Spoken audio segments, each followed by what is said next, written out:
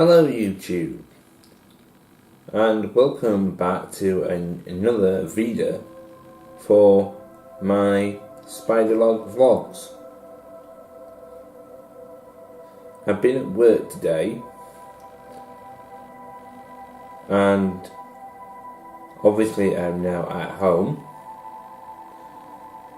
Since I've got home, I've been mostly editing and uploading videos to get my readers up to date, which the fact that they're behind is not my fault but YouTube's for being awkward in uploading some of my readers.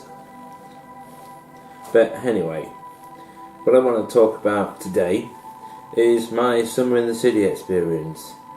Yes, I know there's been a lot of videos on this channel at the moment about summer in the city, but this one isn't going to feature any footage from the event. Instead, I just want to give a few thoughts on my experience this year with the event. Now, this is my third year attending, and I enjoyed the Creator Day event because it allowed me to meet up with YouTubers that are both big and small, and it allowed me to buy merchandise that I wanted to buy, such as t-shirts, etc. from the event, without having lots of screaming fans causing massive queues. And queues is what I want to talk about in a moment. I also attended a couple of panels on the Friday. There may be some footage of that, but I can't remember now, because I've gone through that much over the last few days trying to get my videos sorted. But you can see them all as part of my VEDA series for August 2016. My main thoughts for the event for the Saturday and Sunday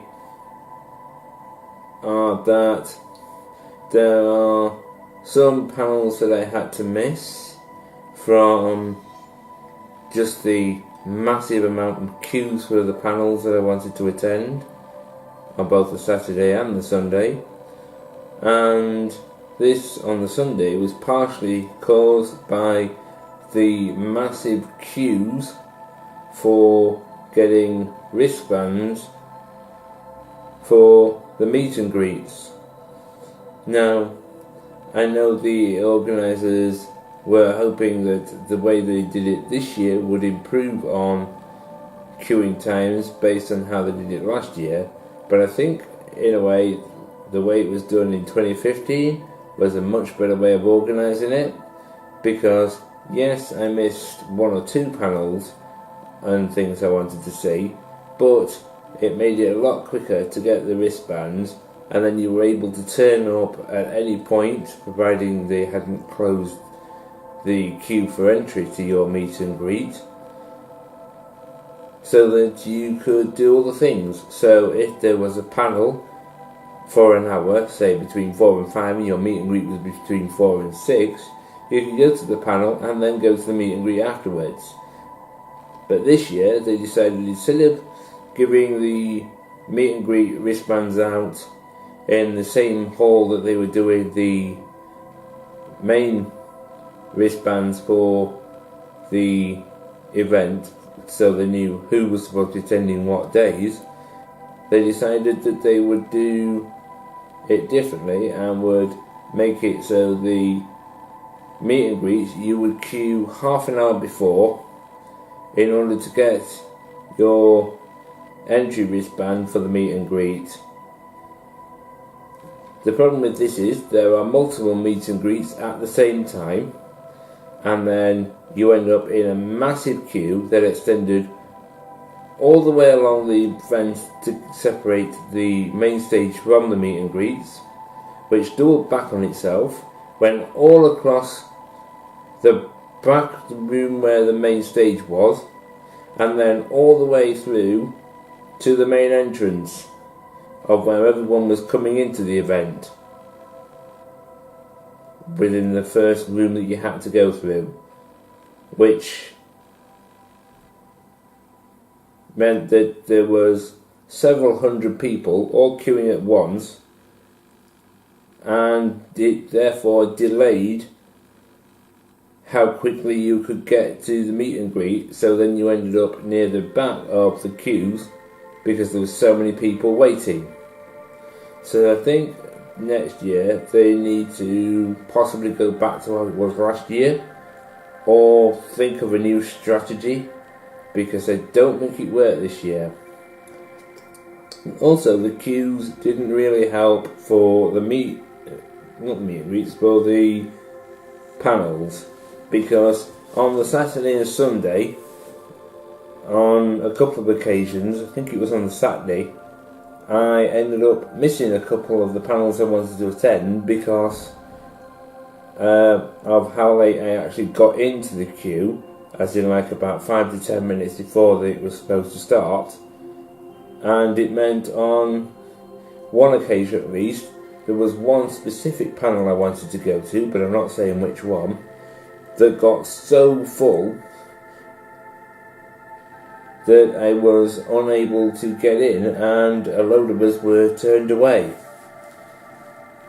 Now, I can't really blame the organisers for that, but I think they need to work out how long the queues can get, how many people can get into each panel room, and have a cut-off point whereby when it gets to a certain length, they stop people from being able to queue, and just advise that the queue is too full and there is now enough people to fill the room. That way you don't waste time queuing for something you're never going to get into, and you can enjoy other events at Summer in the City, which I know is what the organisers want us to do, because I know they've said on numerous occasions that it's not all about meet and greet, so it's not all about meeting your favourite YouTuber, and it's not all about attending one specific thing over another. But obviously if there are certain panels that you are interested in and there is no chance of you getting in, it seems a shame to then end up missing out on other things. There is one specific panel that I want to talk about, but I'm going to leave that for another video because I want to go into a bit more detail. So for now, I'm going to leave this video here, and I will see you all tomorrow. Take care of yourselves and each other, and thanks for watching. Bye now.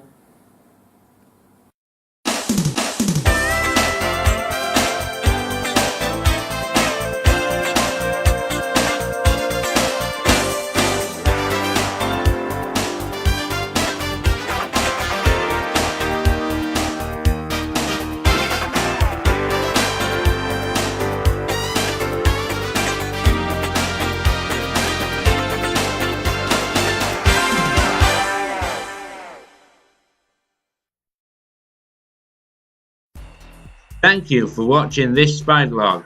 If you liked it, you can like it if you like.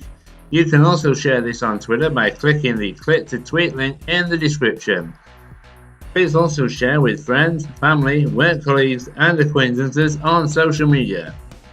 Please also check out my previous videos on the left and check out my recommendations at the bottom right of this audio title card. Please also consider subscribing to this channel by hitting the big red button on the top right if you aren't already. I will see you all in the next vlog.